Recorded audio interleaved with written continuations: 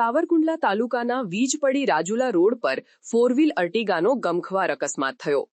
સાવરકુંડલાના વીજપડીથી રાજુલા જતા રોડ પર પોલીસ લખેલી પ્લેટવાળી four wheeler Vijpadi Rajula road પર રોડ નીચે ઉતરી જતા ફોર વ્હીલર પલટી મારી ગઈ હતી।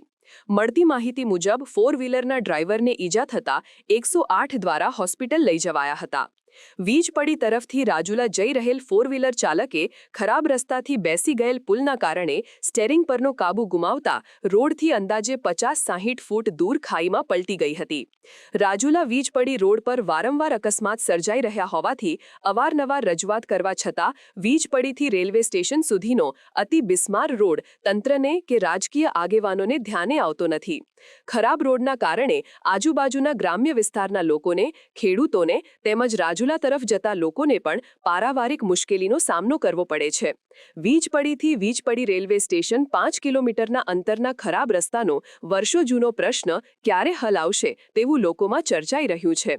આ રોડ પર અકસ્માત સર્જાતા અનેક લોકોએ જીવ ગુમાવ્યા છે, અનેક વખત રજૂઆતો થયેલ છે, તેમજ ખેડૂતો, રાહદારીઓ, વાહન ચાલકો દ્વારા અનેકવાર માંગ કરવામાં આવી, તેમ છતાં તંત્ર દ્વારા થૂકે સાંધા જેવું કરી લોકોનું મન રાખવા માટે ખાડા પૂરવામાં આવે છે। રાજુલા વીજપડી રોડ પર પુલના ભૂંગળા બેસી જવાથી જમ્પ બની જતા વાહન ચાલકોને તેમજ રાહદારીઓને પુલ બેસી ગયાનું ધ્યાન પર આવતું નથી, ત્યારે તંત્ર દ્વારા બેરિકેડ પણ મારવામાં આવ્યું નથી। રોડ પર ખરાબ રસ્તો અથવા પુલ બેસી ગયાના બોર્ડ પણ લગાવવામાં તંત્ર દ્વારા ઠાગાઠૈયા કરાતા હોવાથી આવા અકસ્માત સર્જાય છે। પુલ બેસી જવાના કારણે અર્ટિગા કાર તેમજ અન્ય વાહનોને પણ નુકસાન થયું છે।